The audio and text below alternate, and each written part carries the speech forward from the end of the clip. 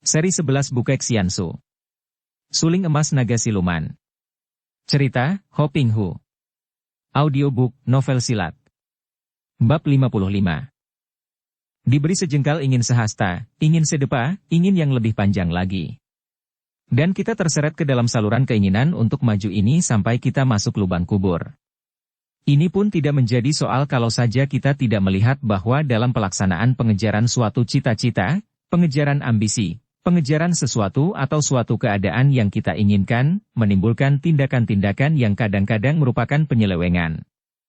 Untuk dapat maju, kadang-kadang kita tidak segan untuk mendorong orang lain, untuk melangkahi orang lain, mendahului orang lain.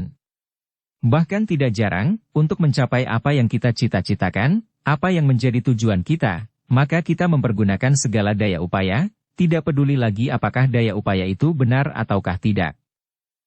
Maka, dapatlah kita lihat keadaan di sekeliling kita. Mengejar kemajuan dalam harta, menimbulkan korupsi, penyelundupan, perdagangan morfin dan sejenisnya, perdagangan gelap, pencopetan dan banyak lagi pekerjaan kotor lain. Pengejaran kemajuan dalam kedudukan, menimbulkan perebutan kekuasaan yang menyeret orang banyak ke dalam permusuhan, jegal-menjegal, bahkan dapat memuncak sampai berbunuh-bunuhan. Mengapa kita harus mengejar kemajuan? Sampai di manakah batas kemajuan itu? Kalau kita mempelajari sesuatu, kalau kita mengerjakan sesuatu, mengapa harus ada dorongan untuk memperoleh kemajuan? Apakah untuk memperoleh hasil baik dalam sesuatu yang kita kerjakan itu harus didasari hasrat untuk maju? Kemanakah minat dan rasa cinta kita kepada apa yang kita lakukan, apa yang kita kerjakan? Dengan minat dan rasa cinta, maka pikiran untuk memperoleh kemajuan tidak dipedulikan lagi. Si A dan si B berdagang kuih yang mereka buat sendiri. Usaha mereka serupa, dengan modal yang sama. Si A membuat kuih dengan penuh minat dan penuh rasa cinta kepada pekerjaannya. Si B membuat kuih dengan penuh keinginan untuk memperoleh kemajuan, yang dalam hal ini tentu saja agar banyak laku dan banyak untung, terutama sekali banyak untung dan lekas memperoleh hasil besar. Siapakah di antara mereka yang akan menghasilkan kuih yang baik? Si A tentu saja. Minatnya dan rasa cintanya terhadap pekerjaannya akan membuat dia melakukan pekerjaannya, membuat kuih dengan tekun, sebaik mungkin, selezat mungkin atau dalam istilah dagangannya, menjaga mutu yang utama, sedangkan soal keuntungan tidak membuat dia buta. Sebaliknya si B yang ingin lekas mendapatkan hasil banyak, mungkin saja mengurangi gulanya, mengurangi mutu bahannya, agar kalkulasi lebih rendah, agar untung lebih banyak, dan tentu saja dia akan membuat secepat dan sebanyak mungkin. Nah, jelas nampak perbedaan antara perbuatannya yang didorong oleh keinginan maju dan pekerjaan atau perbuatan yang didorong oleh minat dan cinta terhadap apa yang dilakukannya. Mengapa kita tidak menanamkan cinta ini kepada anak-anak, agar mereka itu mencintai apapun yang mereka lakukan atau kerjakan? Mengapa selalu mengiming-imingi mereka dengan pujian, kemajuan, lebih pintar daripada anak lain, lebih menang daripada anak lain? Mengapa menanamkan benih persaingan dan ingin selalu paling tinggi dalam batin mereka yang masih bersih dan murni itu? Hongbu yang tertidur pulas di bawah pohon menjadi terkejut, seolah-olah ada yang menggugahnya. Dia terkejut oleh kenyataan bahwa dia tertidur tanpa disadarinya itu, suatu hal yang amat tidak baik bagi seorang ahli silat, apalagi kalau di mana-mana terdapat musuh dan bahaya. Dia pun meloncat dan memandang ke kanan-kiri. Tiba-tiba telinganya mendengar suara beradunya senjata. Ada orang-orang sedang berkelahi, pikirnya. Cepat dia pun menyambar bungkusan pakaiannya dan larilah dia ke arah suara itu, suara orang-orang berkelahi, di dalam hutan. Ketika dia tiba di tempat itu, dia semakin terkejut mengenal seorang pemuda yang amat tampan sedang dikeroyok oleh belasan orang yang dipimpin oleh seorang laki-laki tinggi besar yang daun telinga sebelah kirinya buntung. Tentu saja dia mengenal pemuda tampan itu yang bukan lain adalah Chu Pek In. Dia terheran mengapa Chu Pek In dapat berada di tempat itu, padahal jaraknya dari lembah di mana darah itu tinggal terpisah ribuan lai jauhnya. Chu Pek In menggunakan sebatang pedang untuk melawan. Semenjak lembah itu meninggalkan nama Lembah Suling Emas dan berganti nama menjadi Lembah Naga Siluman, Chu Pek In juga tidak lagi mau mempergunakan suling emas untuk senjata. Ia sudah mengganti suling emasnya dengan sebatang pedang yang baik, karena memang di lembah itu banyak terdapat senjata yang baik, dan ia tidak kaku memainkan pedang karena selain sejak kecil Paek In menerima gemblengan ayahnya sendiri dengan berbagai macam ilmu silat dengan senjata apapun, juga gerakan sulingnya sesungguhnya merupakan gerakan pedang pula. Akan tetapi, belasan laki-laki yang mengeroyok Paek In itu adalah orang-orang kasar yang semua memiliki kepandaian lumayan dan tenaga besar. Terutama sekali pemimpin mereka yang buntung daun telinga kirinya itu, sungguh merupakan lawan yang tangguh. Darah yang berpakaian pria itu mulai terdesak dan terkurung rapat. Dan karena si telinga buntung itu memainkan sepasang goloknya dengan hebat, maka Paek In tidak diberi kesempatan lagi untuk merobohkan anak buahnya, melainkan terpaksa memutar pedang hanya untuk melindungi tubuh dari hujan serangan senjata para pengeroyoknya itu. Melihat semuanya terdesak dan terancam bahaya, apalagi melihat si telinga buntung itu lihai sekali, Hong Bu menjadi marah. Cepat dia mencabut Koai Leong Kiam yang tersembunyi di balik jubahnya dan sekali dia meloncat dan menggerakkan senjata pusakanya, nampak sinar biru yang menyilaukan mata dan biarpun, kepala perampok telinga buntung itu berusaha memapakinya dengan sepasang goloknya, seketika goloknya itu terbabat putus dan sinar biru yang menyambar itu menembus lehernya. Sinar itu terus menyambar-nyambar dan dalam waktu singkat saja, robohnya kepala rampok yang lehernya tertembus sinar pedang itu disusul oleh 6 orang anak buahnya. Melihat ini, sisa para perampok menjatuhkan diri berlutut dan minta-minta ampun. Akan tetapi Paek In mengamuk dan merobohkan mereka semua. Hong Bu cepat mencegahnya, akan tetapi dalam amukannya, darah itu telah membunuh 5 orang, dan hanya ada 4 orang lagi saja yang sempat diselamatkan Hong Bu dan mereka hanya mengalami luka-luka oleh pedang Paek In. Setelah semua perampok roboh, barulah Paek In membalik dan menghadapi Hong Bu. Mereka berdiri saling berpandangan, dan kemudian terdengar Paek In terisak menangis. Su Heng, kau kejam sekali. Hong Bu memandang heran. Baru saja dia hendak menegur dan mengatakan betapa kejamnya Sumoynya hendak membunuh lawan yang sudah mengaku kalah dan minta ampun, malah didahului oleh darah itu yang menangis dan mengatakannya kejam sekali.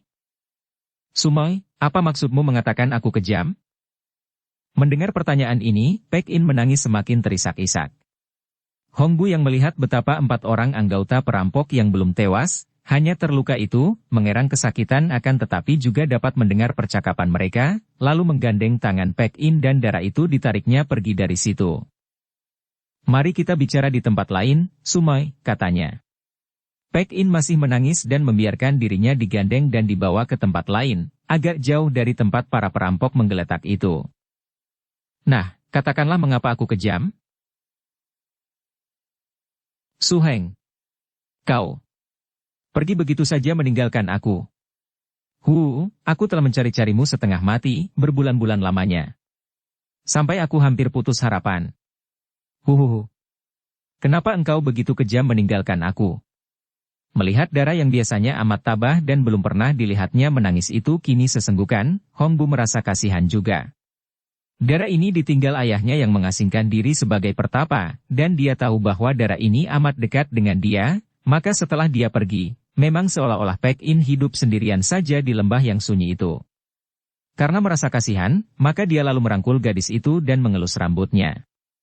Merasa betapa pemuda itu merangkul dan mengelus rambutnya, Paek In menangis makin keras dan ia pun balas merangkul dan menyembunyikan mukanya di dada pemuda itu.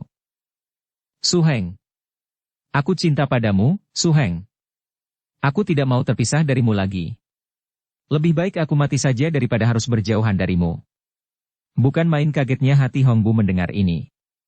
Memang dia tahu bahwa gadis ini mencintanya, akan tetapi kalau gadis ini akan terus bersamanya, tidak mungkin pula, dia mencinta Cisian, bukan gadis ini.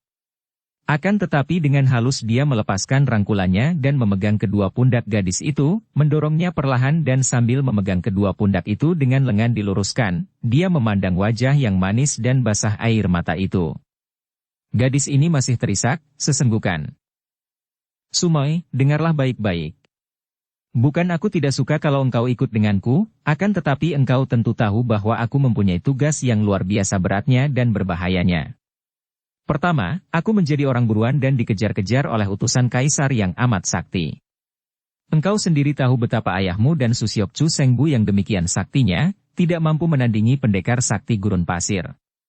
Dan aku dicari oleh pendekar itu dan istrinya dan putranya, jenderal muda yang juga amat lihai. Kedua, aku harus menebus kekalahan para guru dari naga sakti gurun pasir, tugas yang amat berat dan berbahaya. Ketiga, aku harus menebus kekalahan suhu dari suling emas Kam Hong. Nah, bagaimana engkau dapat ikut denganku? Membela diri sendiri saja sudah amat berat bagiku, apalagi harus melindungi engkau? Aku tidak akan mengganggumu, Su Heng. Engkau tidak perlu melindungi aku, karena aku dapat membela diri sendiri.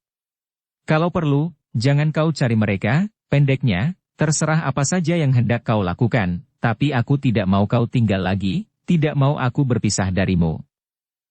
Tapi, Sumoy, Suhu akan marah kepadaku. Engkau harus kembali ke lembah Sumoy. Aku berjanji, kalau sudah selesai semua urusan dan tugasku, aku pasti akan kembali ke sana. Tidak, aku tidak mau kembali ke tempat yang sunyi itu.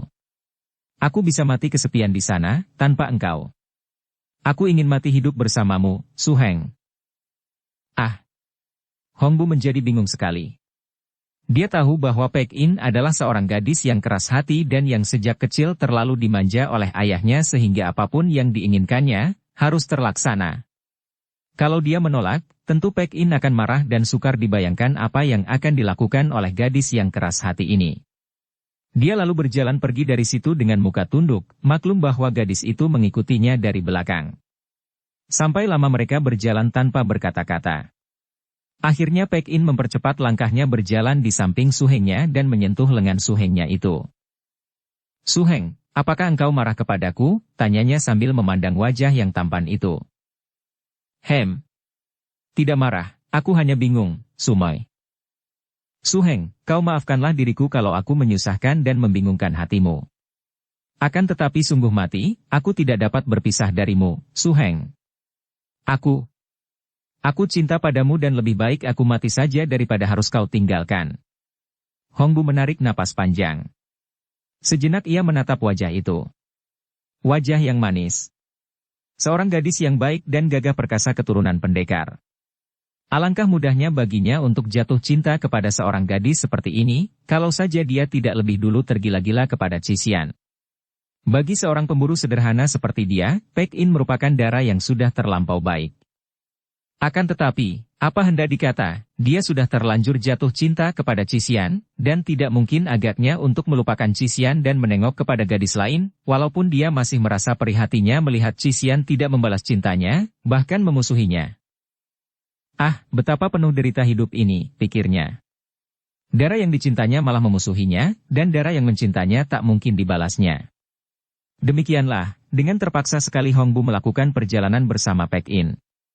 Dia masih bingung, tidak tahu apa yang harus dilakukan. Kemudian dia teringat bahwa mereka berada dekat dengan kota Chin'an di mana menurut berita yang didengarnya terdapat sarang pendekar patriot. Memang sejak lama Hong Bu telah merasa setia kawan dengan para pendekar patriot, terutama sekali setelah terjadi pembakaran biara Xiao Limsi.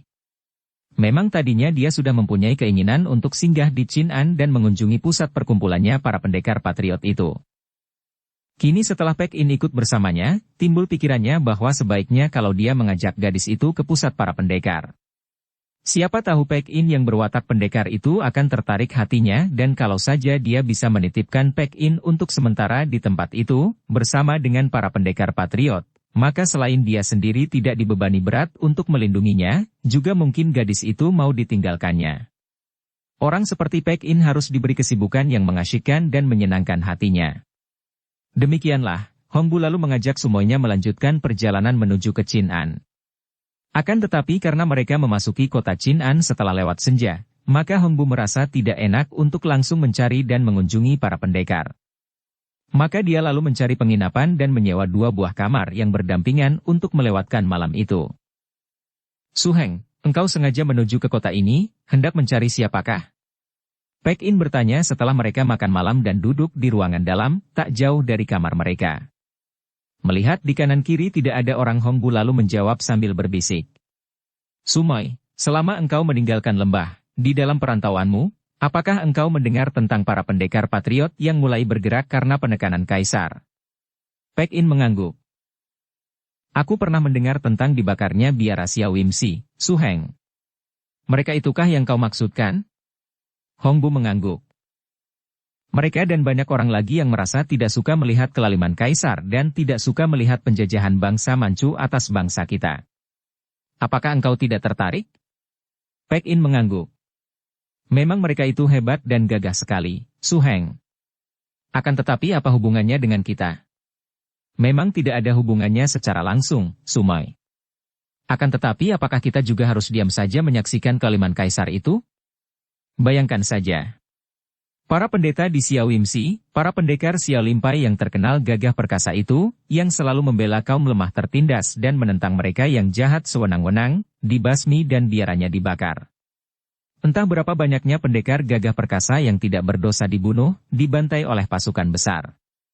Bukankah kita ini juga merasa sebagai pendekar, Su Mai? Lalu apa yang hendak kau lakukan, Su Heng? Aku ingin menemui mereka, ingin berkenalan dengan orang-orang gagah itu. Baik sekali. Di mana? Di sini? Hongbu mengangguk. Ya, aku mendengar bahwa mereka berkumpul di Chinan ini, dan aku ingin sekali bertemu dengan mereka. Kabarnya, aku mendengar dari seorang pendekar yang hidup sebagai nelayan sungai yang kulalui, mereka itu berkumpul di sebuah rumah kuno yang disebut Gedung Mawar Kuning. Kiraku tidak sukar mencari rumah dengan nama seperti itu. Baik, aku ikut, Su Heng. Aku pun senang sekali kalau dapat berkenalan dengan mereka, dan... Tiba-tiba Hongbu mengeluarkan bunyi pes dan memberi tanda agar semuanya tidak bicara lagi. Seorang pelayan rumah penginapan membawa lentera mengantar masuk 3 orang tamu baru yang agaknya baru tiba di malam itu.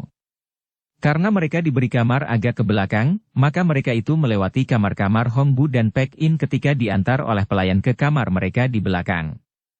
Diam-diam Hongbu memperhatikan mereka, juga Pek In dan wajah Pek In berubah pucat sekali, lalu gadis ini menundukkan mukanya, atau lebih tepat menyembunyikan mukanya dan memutar tubuh membelakangi tamu-tamu itu. Hongbu memandang dengan penuh perhatian dan jantungnya berdebar tegang. Dia tidak mengenal mereka itu, akan tetapi mereka segera dapat menduga siapa adanya pria setengah tua gagah perkasa yang buntung sebelah lengannya itu. Ciri khas dari pendekar sakti gurun pasir. Kalau saja orang ini tidak datang bersama seorang wanita setengah tua yang cantik jelita dan gagah dan seorang pemuda yang ganteng sekali, juga amat gagah, tentu dia dapat menduga bahwa mungkin saja orang itu bukan si pendekar buntung lengan. Akan tetapi, melihat 2 orang teman si buntung itu, hatinya tidak ragu-ragu lagi. Siapa lagi kalau bukan naga sakti gurun pasir dan anak istrinya yang lihai itu? Akan tetapi 3 orang itu agaknya tidak mempedulikan dia, juga tidak melihat kepada Pek In yang sudah membuang muka. Setelah mereka itu lewat dan memasuki tikungan, barulah Pek In memegang lengan Hongbu dan berbisik. Itu mereka. Hongbu mengangguk dan memberi isyarat kepada Sumoinya untuk memasuki kamar Sumoinya. Setibanya di dalam kamar, Hongbu berkata, "Aku mengenal mereka. Tentu inilah naga sakti gurun pasir dan anak istrinya, bukan?" "Benar. Apakah mereka melihatku, Su Heng?" "Mereka tentu mengenalku." "Agaknya mereka tidak menoleh kepadamu, akan tetapi siapa tahu? Mereka adalah orang-orang sakti, dan kedatangannya di rumah penginapan ini sungguh suatu hal yang terlalu kebetulan. Mereka mencari-cariku, kenapa kebetulan mereka datang ke rumah penginapan di mana aku berada?" "Sumai, kita harus pergi sekarang juga." "Tidak, aku tidak takut." Pek In berseru dan mengepal tinju. "Aku tidak sudi melarikan diri." "Bukan melarikan diri karena takut, Suma, melainkan." "Apa?" "Sudahlah." Hongbu tidak mau mengatakan bahwa dia terpaksa melarikan diri karena dia berada bersama Pek In. Betapapun lihainya Pek In, gadis ini sama sekali bukan tandingan para pendekar sakti itu dan kalau harus melindungi gadis itu, tentu dia tidak akan dapat bergerak leluasa. "Sumai, bukankah engkau ingin ikut denganku?" "Benar," dan wajah yang manis itu kembali nampak khawatir. "Jangan. Tinggalkan aku, Su Heng." "Nah, aku mau pergi sekarang. Engkau ikut ataukah tidak?" Setelah berkata demikian, Hongbu meninggalkan gadis itu, memasuki kamarnya dan mengambil buntalan pakaiannya. Pek In tidak menjawab, akan tetapi tahu-tahu ia telah mengikuti pemuda itu dan sudah membawa pula buntalan pakaiannya. Wajahnya cemberut, akan tetapi masih manis. Setelah mereka meninggalkan rumah penginapan itu melalui jalan jendela dan melakukan perjalanan cepat, Paek In mengomel. Sungguh memalukan sekali kalau kita harus melarikan diri dari mereka. Sumoy, seorang pendekar bukan saja harus berani dan gagah perkasa, akan tetapi juga harus cerdik. Aku bukan takut kepada mereka, akan tetapi kita harus cerdik. Mereka bertiga itu adalah orang-orang yang berkepandaian tinggi sekali. Sebaiknya kalau kita lebih dulu menemui para pendekar patriot yang tentu tidak bersahabat dengan mereka, mengingat mereka itu adalah kaki tangan kaisar. Jadi engkau hendak mencari teman? Bukan, hanya hendak mengimbangi mereka kalau mereka maju mengeroyok. Paek In memandang dengan tajam. Bagaimana engkau dapat menduga serendah itu kepada pendekar naga sakti gurun pasir? Dia dan anak istrinya mendatangi lembah bertiga saja. Sama sekali tidak takut akan dikeroyok, karena mereka percaya bahwa seorang pendekar tidak nanti akan berlaku curang. Dan aku pun percaya bahwa pendekar naga sakti gurun pasir bukanlah orang yang curang. Hongbu hanya tersenyum. Tetap saja dia tidak mau mengatakan bahwa tindakannya itu bukan sekali-kali karena takut, melainkan karena dia harus menyelamatkan pedang, jangan sampai terampas utusan kaisar. Pula, dia pun harus melindungi Paek In. Bagaimana mungkin dia sekaligus melindungi pedang dan Paek In? Kecuali kalau Paek In sudah berada di tempat aman, misalnya di antara para pendekar patriot itu barulah dia akan merasa lega dan mungkin saja dia malah akan menantang siapa yang berhak memiliki pedang pusaka juga menebus kekalahan gurunya. Tidak sukar bagi mereka untuk mencari gedung mawar kuning itu. Setiap orang tahu di mana adanya gedung tua itu yang kini menjadi sebuah perkumpulan silat yang bernama Perguruan Silat Kim Jiaoeng, Garuda Kuku Emas. Memang gedung ini pernah menjadi pusat perguruan silat yang masih merupakan cabang dari Xiao Limpai itu. Gurunya adalah seorang Shi Qiong yang pernah menjadi murid Xiao Limpai dan memang ilmu silat Kim Jiaoeng yang diajarkannya itu masih bersumber pada ilmu silat Xiao Limpai. Karena itulah, maka ketika ada pergerakan para pendekar patriot, gedung tua yang besar ini dipilih menjadi pusat tempat pertemuan mereka. Gedung itu dikurung pagar tembok yang tingginya hampir 3 meter. Akan tetapi bukan merupakan penghalang yang sulit bagi Hongbu dan Paek In. Mereka meloncat ke atas pagar tembok itu dan melayang ke sebelah dalam. Akan tetapi begitu kedua kaki mereka turun ke atas tanah, terlihat berkelebatnya bayangan banyak orang dan tahu-tahu mereka telah dikepung oleh belasan orang yang rata-rata memiliki ilmu silat yang tinggi. Kiranya gerak-gerik mereka sejak mendekati gedung sampai ketika mereka berdua melompat ke atas pagar tembok telah diketahui oleh para penjaga dan hal ini saja menunjukkan betapa kuatnya penjagaan para pendekar di tempat itu. Kami bukan musuh. Hongbu cepat berkata sambil mengangkat kedua tangan memberi hormat. Kami adalah sahabat-sahabat yang ingin bertemu dengan pimpinan Parang Hyong di sini. Tentu saja ucapan itu tidak bisa diterima begitu saja. Dua orang ini masuk secara gelap bukan melalui pintu sebagai tamu, mana bisa mereka mempercayai keterangan itu?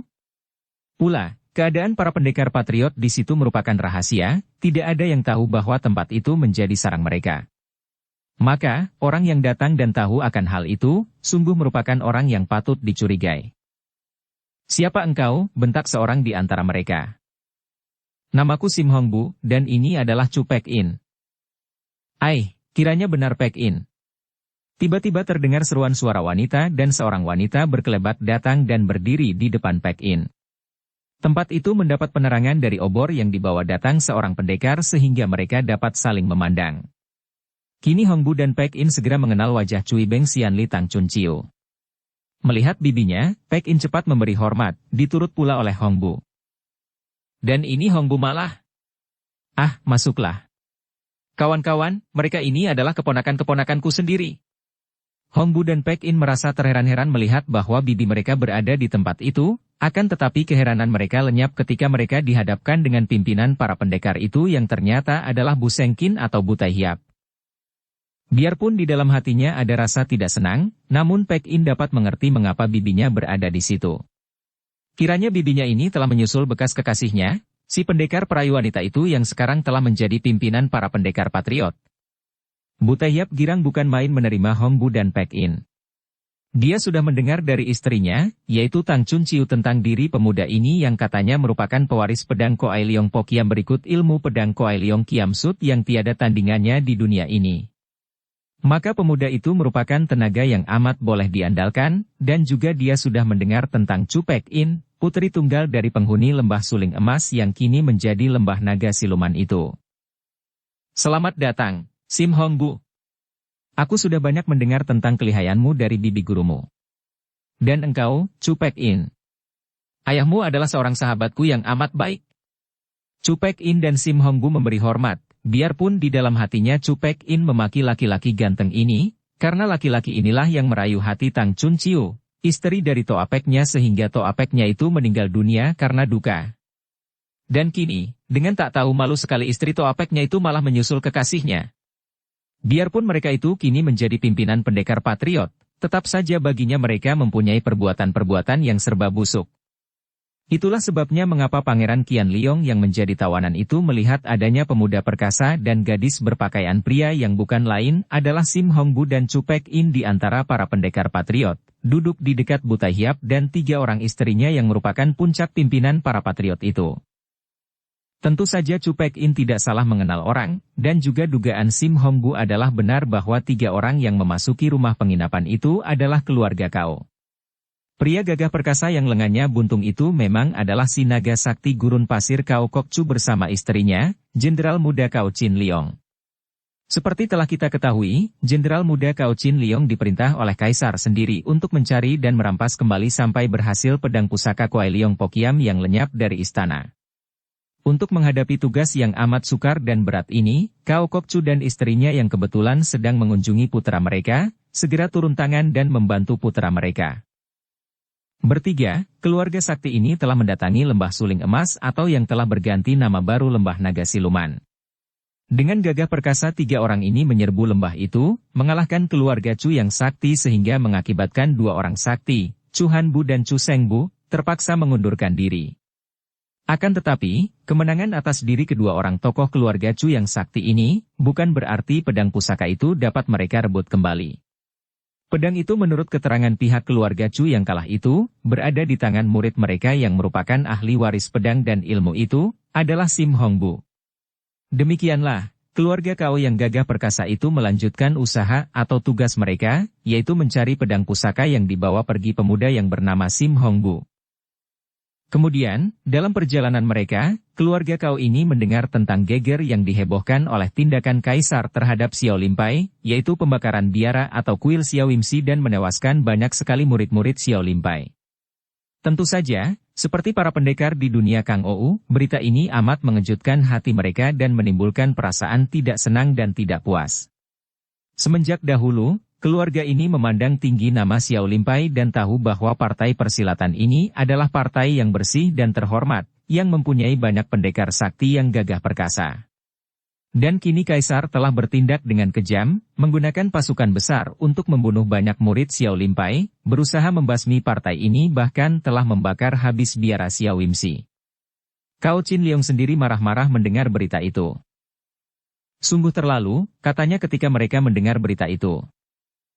Kalau sikap Sri Baginda Kaisar seperti ini dan kelaliman ini dilanjutkan, alangkah rendahnya kalau aku menghambakan diri kepada seorang lalim.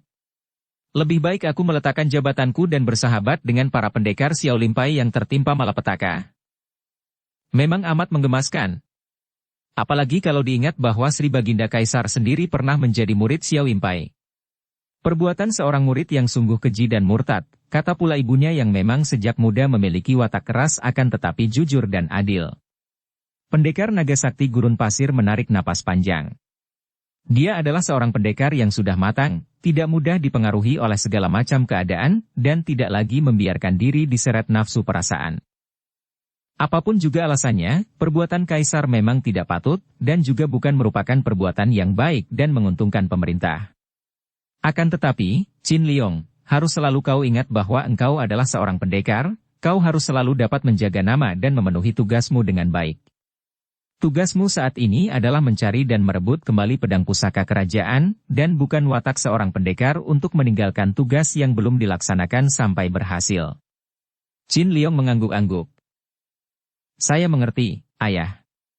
Saya akan terus mencari Sim Hong Bu dan adapun hasilnya, saya harus dapat mencari dia, Setelah bertemu dan bicara dengan dia tentang pedang itu, baru saya akan kembali dan melapor kepada Sri Baginda Kaisar tentang pelaksanaan tugas ini.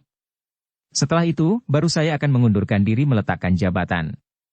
Pangeran Mahkota Qianliong adalah seorang yang amat bijaksana. Menurut berita yang kita dengar, beliau malah membebaskan dan menyelamatkan sisa murid-murid Xiao Limpai sebanyak 8 orang. Pangeran ini tahu mana yang benar dan mana yang salah. Oleh karena itu, biarlah saya menanti sampai kelak Pangeran Qianliong yang menjadi kaisar, baru saya akan menawarkan tenaga saya untuk mengabdikan diri. Ayah dan ibunya menyatakan persetujuan mereka dan ketiga orang gagah ini pun melanjutkan perjalanan mereka. Akan tetapi, mereka terkejut bukan main ketika mendengar lagi berita angin dari para pendekar di Kangou bahwa sang Pangeran Mahkota telah lenyap dan sedang dicari oleh orang-orang gagah berbagai golongan. Tentu saja mereka, terutama sekali Qin Liong yang masih bertugas sebagai seorang jenderal, apalagi yang menjadi sahabat baik Pangeran Qianliong, merasa gelisah bukan main. Biarpun ini merupakan tugas yang tidak langsung menjadi perintah kaisar, akan tetapi mencari dan menyelamatkan sang pangeran tidak kalah pentingnya daripada mencari dan merebut kembali pedang itu, kata Qin Liong. Memang, kita harus ikut mencari sang pangeran. Jangan sampai beliau dikuasai oleh orang-orang jahat, kata ayahnya. Sungguh Pangeran Mahkota merupakan seorang pemuda yang luar biasa, kata Wan Cheng setengah mengomel. Beliau adalah seorang pemuda yang lemah, akan tetapi mengapa selalu suka melakukan perjalanan merantau sendirian saja tanpa pengawal? Padahal, sebagai seorang Pangeran Mahkota tentu saja bahaya selalu mengancam beliau. Beliau akan menjadi kaisar yang baik, suaminya mengangguk-angguk. Seorang yang sejak muda telah melenyapkan rasa takut dengan rasa kasih sayang terhadap rakyatnya. Beliau ingin melihat sendiri dan mendengar sendiri keadaan kehidupan rakyat dan keluh kesah mereka. Hanya seorang kaisar yang memerintah rakyatnya dengan kasih sayang sajalah, seperti seorang ayah yang benar-benar mencinta anak-anaknya, maka sebuah negara akan benar-benar menjadi makmur dan kuat. Keluarga yang gagah perkasa ini melanjutkan perjalanannya sambil menyelidiki dan mendengar-dengarkan dan akhirnya, pada suatu siang ketika melewati sebuah hutan tak jauh dari kota Chinan, mereka melihat belasan orang laki-laki rebah malang melintang, sebagian besar telah tewas, akan tetapi ada beberapa orang yang masih hidup. Walaupun luka-luka mereka amat parah dan mereka ini pun sukar untuk dapat diselamatkan lagi. Agaknya, baru beberapa jam mereka itu telah dirobohkan oleh musuh yang amat kuat. 3 orang muda ini cepat menghampiri mereka yang masih hidup, memeriksa. Akan tetapi mereka memperoleh kenyataan bahwa mereka tidak akan mampu menolong lagi. Siapakah yang melakukan ini dan mengapa? Kau Qin Liong bertanya kepada seorang di antara mereka yang agaknya masih lebih kuat daripada yang lain. Ayah bundanya hanya ikut mendengarkan saja, membiarkan putra mereka menangani urusan ini. Setelah diberi beberapa teguk minuman arak, orang itu dapat juga bicara lemah. Kami menghadang seorang pemuda yang bersenjata suling emas. Kami hampir berhasil. Lalu muncul pemuda yang berpedang. Pedang sinar biru. Dan orang itu pun tak dapat melanjutkan kata-katanya karena kepalanya sudah terkulai. Yang lain-lainnya terlampau parah luka-luka mereka sehingga sama sekali tidak mampu bicara lagi. Bahkan sebelum 3 orang pendekar itu dapat berbuat sesuatu, mereka yang terluka parah itu pun tewas pula. Setelah memeriksa semua perampok itu dan mendapat kenyataan bahwa mereka telah benar-benar tewas, Qin Liong bersama ayah ibunya lalu menggali lubang besar dan mengubur semua jenazah itu dengan sederhana. Mereka, keluarga gagah perkasa yang berjiwa pendekar ini tidak mungkin dapat membiarkan saja jenazah belasan orang itu tanpa dikubur, walaupun mereka dapat menduga bahwa mereka itu semua adalah anggota perampok. Pedang bersinar biru? Dan pemuda bersenjata suling emas?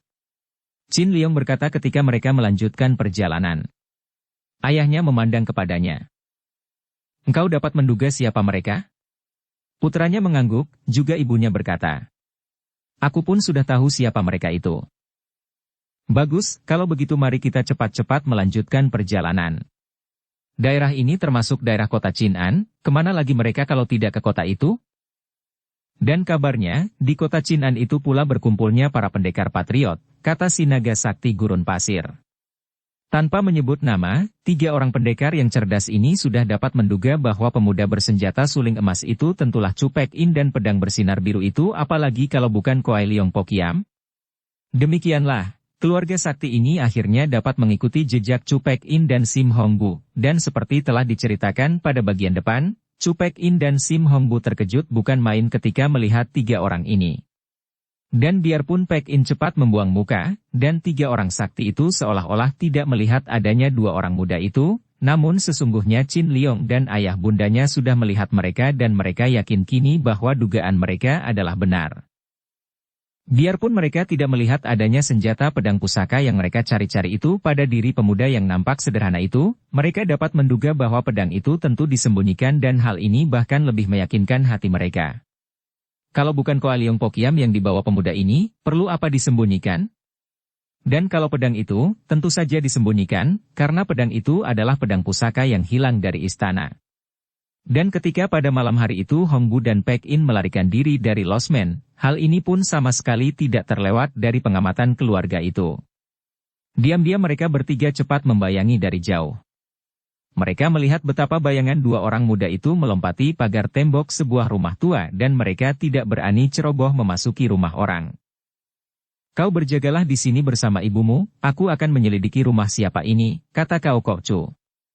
Qin Liong dan ibunya mengangguk dan bersembunyi sambil mengintai untuk melihat kalau dua orang yang mereka bayangi tadi keluar dari situ lagi.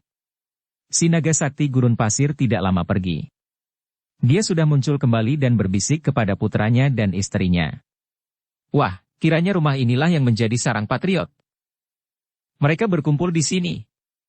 Berita ini benar-benar amat mengejutkan hati Qin Liong dan ibunya. Baiknya mereka tadi tidak ceroboh memasuki sarang yang amat berbahaya, yang penuh dengan orang-orang sakti itu. Kedua orang yang mereka bayangi telah masuk ke situ, berarti bahwa itu pun tentu mempunyai hubungan yang erat dengan penghuni rumah itu. Bagaimana baiknya sekarang, tanya Cao Kok Chu untuk mencoba putranya.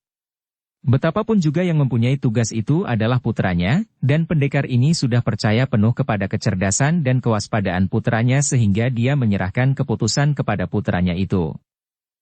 Ayah, tidak baik kalau kita menyerbu sekarang. Mereka adalah pendekar-pendekar, bukan penjahat-penjahat. Sebaiknya kita besok pagi datang sebagai tamu dan dengan terus terang akan saya sampaikan kepada pimpinan para patriot agar menyerahkan Sim Hong Bu kepada saya dengan alasan urusan pribadi. Kita harus menjaga agar jangan sampai terjadi bentrokan antara kita dengan para patriot. Ayahnya mengangguk lalu berkata, memang bijaksana dengan cara demikian. Akan tetapi aku meragukan apakah patriot-patriot itu akan menerimamu dengan sikap bersahabat karena mereka tahu bahwa engkau adalah seorang perwira tinggi istana. Terserah kepada mereka. Yang jelas, kedatangan kita bukanlah untuk urusan antara kaisar dan mereka, melainkan urusan pedang. Mereka lalu kembali ke rumah penginapan.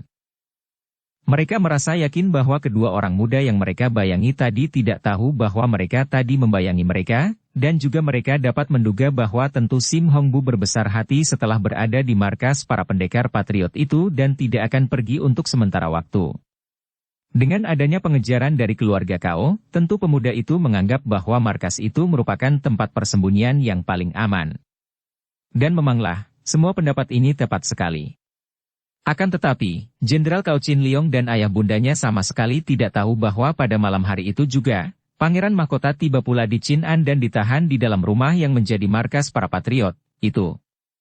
Andai kata mereka terus mengamati di tempat itu, tentu mereka akan melihat hal ini dan mungkin akan terjadi bentrokan yang sukar dapat dicegah lagi. Hati Chia Hanbeng merasa bingung dan gelisah sekali. Dia merasa menyesal bahwa darah yang membuatnya jatuh cinta, ternyata tidak sepaham dengan dia mengenai perjuangan para patriot. Bahkan darah itu dengan kekerasan telah membawa pergi sang pangeran, dan dia sama sekali tidak ada keberanian hati, atau lebih tepat lagi tidak tega, untuk menentang dengan kekerasan. Dia merasa betapa tiba-tiba dia menjadi seorang yang lemah sekali, dan dia tahu bahwa selama Qi Xian melindungi sang pangeran, dia tidak akan tega untuk merebut pangeran itu. Dia pun tahu bahwa Qi Xian hanya bertindak sebagai seorang pendekar, sama sekali tidak memihak pemerintah dan menentang para patriot, melainkan hanya ingin melindungi yang lemah dari ancaman bahaya seperti selayaknya dilakukan oleh seorang pendekar. Hal inilah yang membuatnya bingung dan putus asa. Andai kata Qi Xian itu seorang penjilat pemerintah penjajah, tentu cintanya akan dapat dilawannya sendiri dan dia tentu akan mau menentang darah itu. Akan tetapi, Dara itu adalah seorang pendekar yang mengagumkan hatinya. Tak mungkin aku berhasil sebagai seorang patriot kalau begini, keluhnya dengan hati kesal sekali setelah dia berpisah dari Cisian. Tidak, dia akan mengambil cara lain.